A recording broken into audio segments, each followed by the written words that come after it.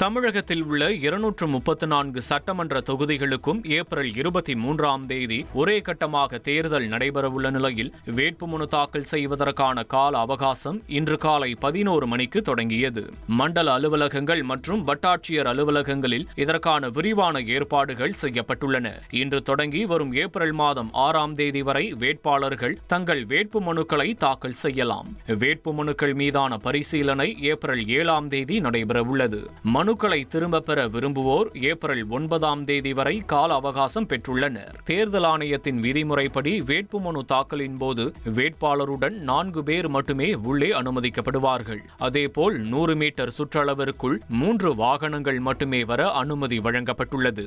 தேர்தல் நடத்தை விதிகள் அமலில் உள்ள நிலையில் வேட்புமனு தாக்கல் செய்யப்படும் இடங்கள் அனைத்தும் சிசிடிவி கேமராக்கள் மூலம் தீவிரமாக கண்காணிக்கப்பட்டு வருகிறது. தமிழக சட்டமன்ற தேர்தலுக்கான வேட்புமனு தாக்கல் இன்று தொடங்கியுள்ள நிலையில் தமிழக முதலமைச்சர் மு.க.ஸ்டாலின் தனது சொந்த தொகுதியான கொளத்தூரில் இன்று வேட்புமனுவை தாக்கல் செய்தார். கடந்த 2011, 2016 மற்றும் 2021 ஆகிய 3 சட்டமன்ற தேர்தல்களிலும் கொளத்தூர் தொகுதியில் போட்டியிட்டு தொடர்ந்து வெற்றி பெற்றுள்ள முதலமைச்சர் தற்போது 4வது முறையாக அதே தொகுதியில் களமிறங்கியுள்ளார். இன்று காலை தேர்தல் நடத்தும் அலுவலர் சாந்தியிடம் தனது வேட்புமனுவை அவர் சமர்ப்பித்தார். இதன் மூலம் தனது அரசியல் வாழ்வில் 10வது முறையாக சட்டமன்ற தேர்தலில் முதலமைச்சர் மு.க.ஸ்டாலின் போட்டியிடுகிறார். மனு தாக்கல் செய்த கையோடு கொளத்தூர் தொகுதியின் பல்வேறு பகுதிகளில் தனது தேர்தல் பிரச்சாரத்தையும் முதலமைச்சர் உடனடியாக தொடங்கியது குறிப்பிடத்தக்கது.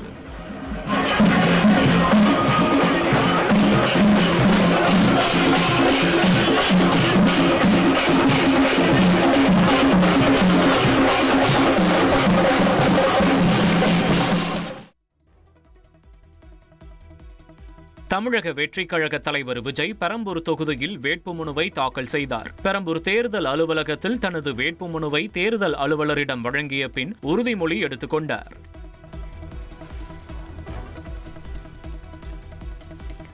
காரைக்குடியில் போட்டியிடும் நாம் தமிழர் கட்சி தலைமை ஒருங்கிணைப்பாளர் சீமான் வேட்புமனுவை தாக்கல் செய்தார். தமிழகம் முழுவதும் 234 தொகுதிகளிலும் ந.த.க வேட்பாளர்கள் வேட்புமனுக்களை தாக்கல் செய்து வருகின்றனர்.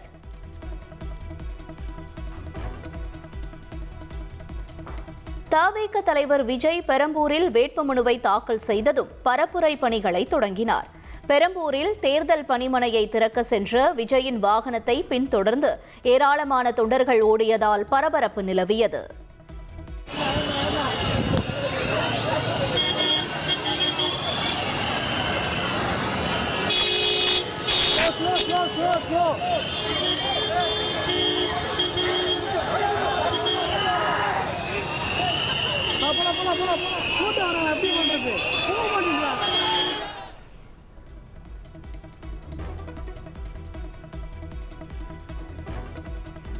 தமிழக வெற்றிக் கழக தலைவர் விஜய் சென்னை பெரம்பூரிலிருந்து தேர்தல் பரப்புரையை தொடங்கினார்.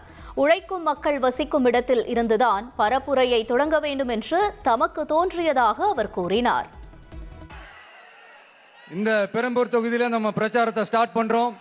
உன்னை மனசார நேசிக்கிற, உன்னோட மக்கள் இருக்கிற, உழைக்கிற, உழைப்போட வாசனை இருக்கிற அப்படிப்பட்ட ஒரு பகுதியிலிருந்து உன் பிரச்சாரத்தை ஸ்டார்ட் பண்ணி விஜயனை மனசு சொல்லிச்சு.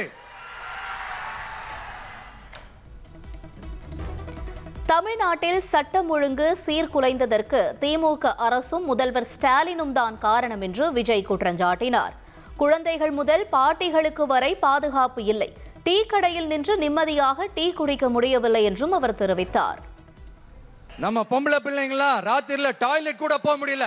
போயிட்டு வர கேப்ல என்ன நடந்துருமோ என்ன ஆயிடுமோ பதட்டத்தோட இருக்க வேண்டியதா இருக்கு. ஒரு பாட்டி வயசுல இருக்கிறவங்களுக்கு கூட பாதுகாப்பு இல்ல. ஒரு டீ கடையில நிம்மதியா டீ குடிக்க முடியல. போதையை போட்டு வந்து எல்லாரும் வெட்டிட்டு போயிடறானுங்க. இதெல்லாம் நாடா இல்ல காடா? இங்க கவர்மெண்ட் ஒண்ணு இருக்குதா இல்லையா? 5 வருஷம் போலீஸ் டிபார்ட்மெண்ட் கையில வச்சிருக்கிற ஸ்டாலின் சார் ஒரு அடிப்படை பாதுகாப்பை கூட கொடுக்க முடியலன்னா எதுக்கு இந்த ஆட்சி, எதுக்கு இந்த அதிகாரம்? திமுக ஆட்சியில் அனைத்து துறைகளிலும் ஊழல் நடைபெற்றுள்ளதாக விஜய் குற்றஞ்சாட்டினார். தமிழ்நாட்டில் தகுதி வாய்ந்த இளைஞர்களுக்கு வேலைவாய்ப்பு இல்லை என்றும் அவர் தெரிவித்தார். இந்த நகராட்சி துறையில வேலை வாங்கி தரதா சொல்லிட்டு கோடிக்கணக்கான பணத்தை லஞ்சமா வாங்கிக்கிட்டு தகுதியானவங்களுக்கு வேலை வாய்ப்பை இல்லாத அளவுக்கு பண்ணியிருக்கிறாங்க. இதெல்லாம் எவ்வளவு பெரிய ஒரு ஏமாத்து வேலை. அதனால நம்ம தம்பி தங்கைகளே, உங்களுக்கான வேலை வாய்ப்பு இல்லாத இந்த ஸ்டாலின் சார் சர்க்காரை என்ன பண்ணலாம்? தூக்கி வீசி அறிவோமா? ஓட்டுக்கு பணம் கொடுத்தால் அதை வாங்கிக் கொண்டு அவர்கள் காதில் விசிலடித்து விரட்டுங்கள் என்று விஜய் தெரிவித்தார். இந்த தேர்தல் ஒரு தலைமுறைக்கான தேர்தல் என்றும் அவர் கூறினார். என்ன பண்றதுன்னு தெரியாம இப்ப உங்க எல்லார்கிட்டையும் கொடுத்து எப்படியாவது ஜெயிச்சிடலாம்னு கனவு காணிட்டு இருப்பாங்க. நான் முன்னாடியே சொன்ன மாதிரி எல்லாத்தையும் வாங்கிக்கங்க. வாங்கிக்கிட்டு அவங்க காதிலே விசில ஊதி அனுப்புங்க. எப்படி? அவங்க செவிலே விசில ஊதி அனுப்புங்க. வெளியூர்ல இருந்து இங்க சென்னையில இருந்தீங்கன்னா ஊருக்கு போகணுமே ஓட்டு போடணுமே சொல்லி அசால்ட்டா இருந்துடாதீங்க. அட்வான்ஸா உங்களுடைய டிக்கெட்டை புக் பண்ணுங்க. இது ஒரு தலைமுறைக்கான தேர்தல், உங்களுக்கான தேர்தல். பெரம்பூரில் பரப்புரை மேற்கொண்ட தவிக தலைவர் விஜய், உங்க பிள்ளையான எனக்கு வாக்களியுங்கள் என்று கேட்டுக்கொண்டார்.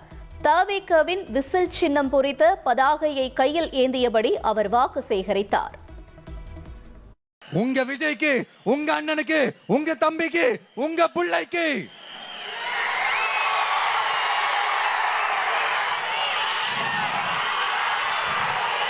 ஒரே ஒரு வாய்ப்பு கொடுங்க.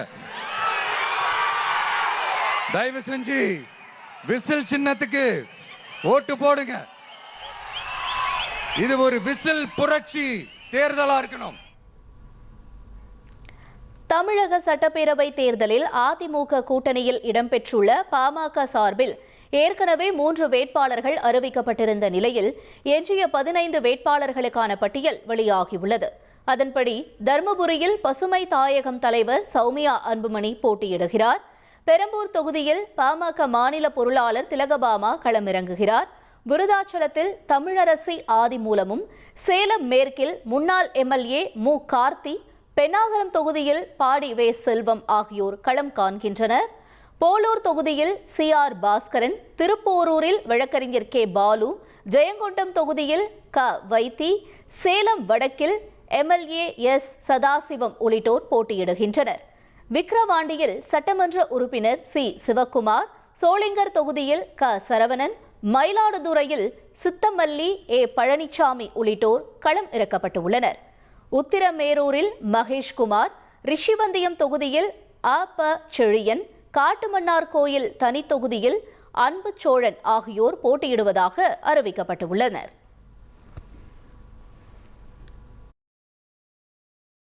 தர்மபுரியில் பசுமை தாயகம் அமைப்பின் தலைவர் சௌமியா அன்புமணி போட்டியிடுகிறார். இந்த தொகுதியில் தேமுதிக சார்பில் இளங்கோவன் களம் இறங்குகிறார்.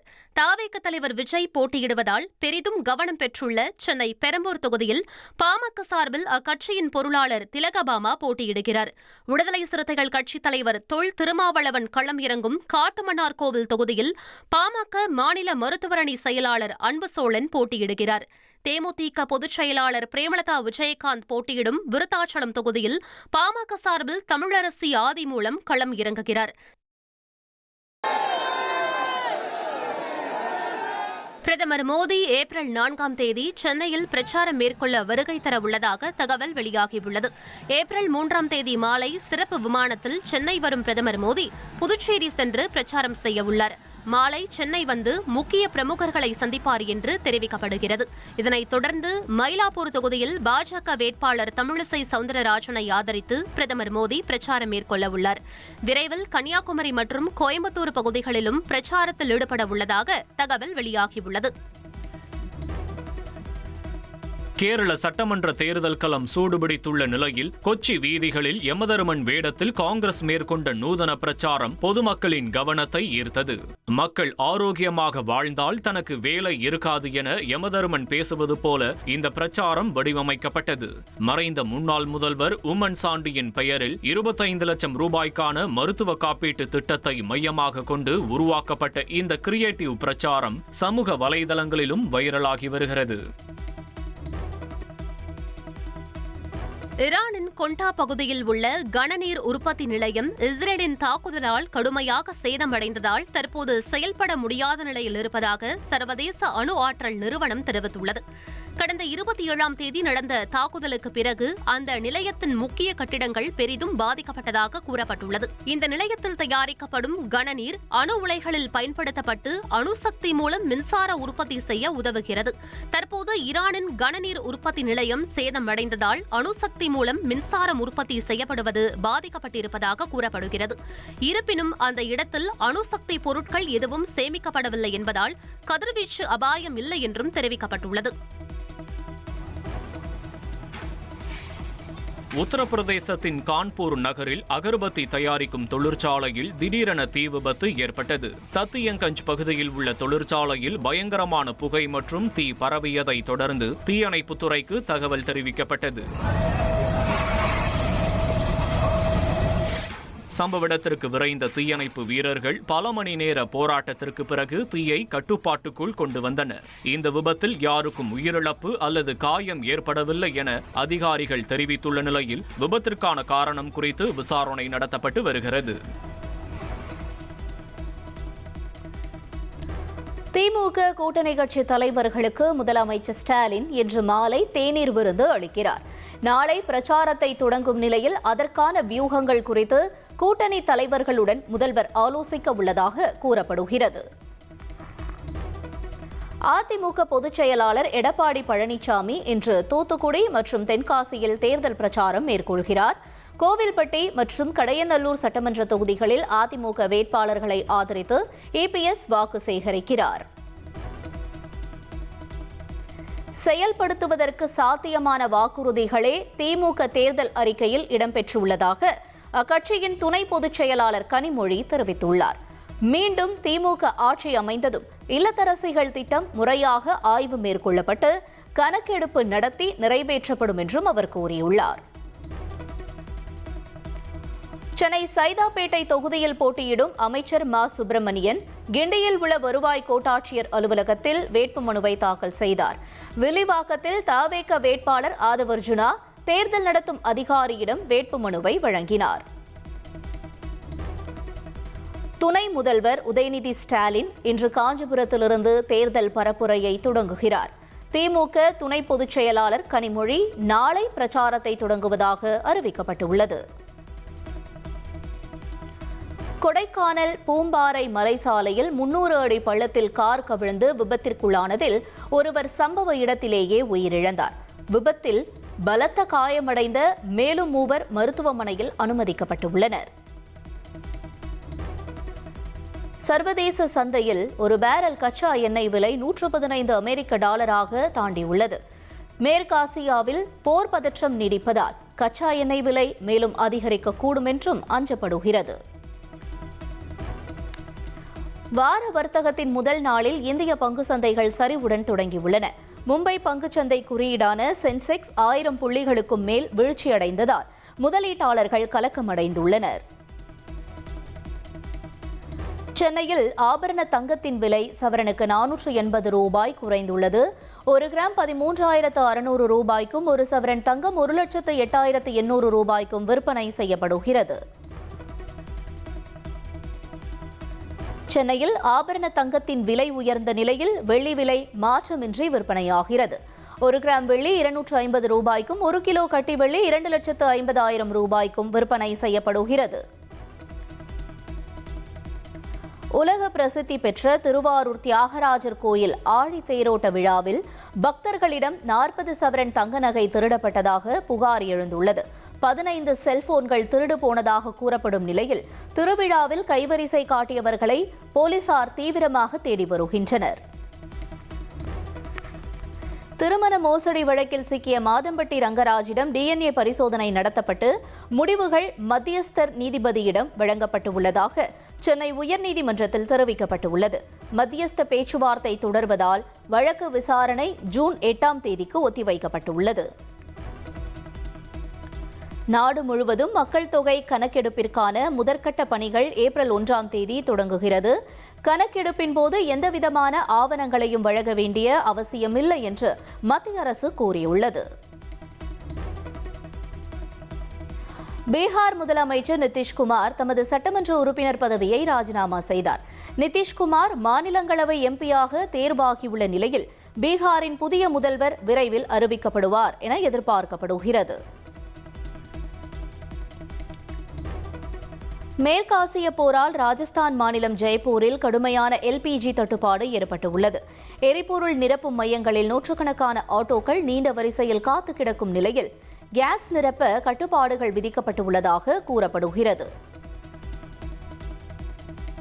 குவைத்தில் உள்ள மின் உற்பத்தி மற்றும் நீர் சுத்திகரிப்பு நிலையம் மீது நேற்றிரவு ஈரான் நடத்திய தாக்குதலில் இந்தியர் ஒருவர் உயிரிழந்துள்ளார்.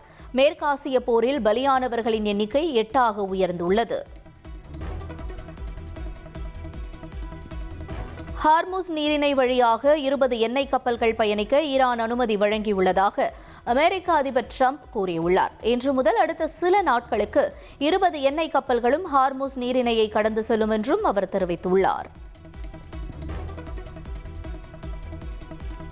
ஈரானுடனான பேச்சுவார்த்தை சாதகமான முடிவை நோக்கி நகர்வதாக அமெரிக்க அதிபர் ட்ரம்ப் கூறியுள்ளார். ஈரானுடன் பேச்சுவார்த்தையும் நடத்துவோம், தேவைப்பட்டால் தாக்குதலும் நடத்துவோம் என்றும் அவர் எச்சரிக்கை விடுத்துள்ளார். நிலவுக்கு மனிதர்களை அனுப்பும் நாசாவின் ஆர்டெமிஸ் 2 திட்டத்திற்கான பணிகள் நிறைவடைந்துள்ளன. பயணத்திற்கான அதிகாரப்பூர்வ 49 மணி நேர கவுண்டவுன் இன்று பிற்பகல் தொடங்குகிறது.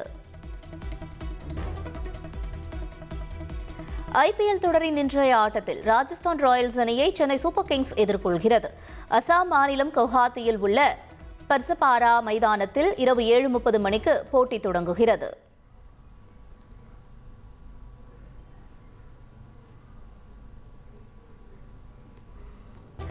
மியாமி ஓபன் டென்னிஸ் தொடரில் இத்தாலியின் ஜானிக் சின்னர் சாம்பியன் பட்டம் வென்றுள்ளார். ரோஜர் ஃபெடருக்கு பிறகு ஒரே ஆண்டில் இந்தியன் வெல்ஸ் மற்றும் மியாமி ஓபன் ஆகிய 2 பட்டங்களையும் வென்ற முதல் வீரர் என்ற பெருமையை சின்னர் பெற்றிருக்கிறார். ரன்வீர் சிங் நடிப்பில் வெளியாகி பெரும் வரவேற்பை பெற்றுள்ள துரந்தர் தி ரிவெஞ்ச் திரைப்படம் முந்தைய பாகத்தின் ஒட்டுமொத்த வசூலையும் முந்தியுள்ளது. படம் வெளியான 11 நாட்களில் உலகம் முழுவதும் 1365 கோடி ரூபாய் வசூலித்துள்ளது.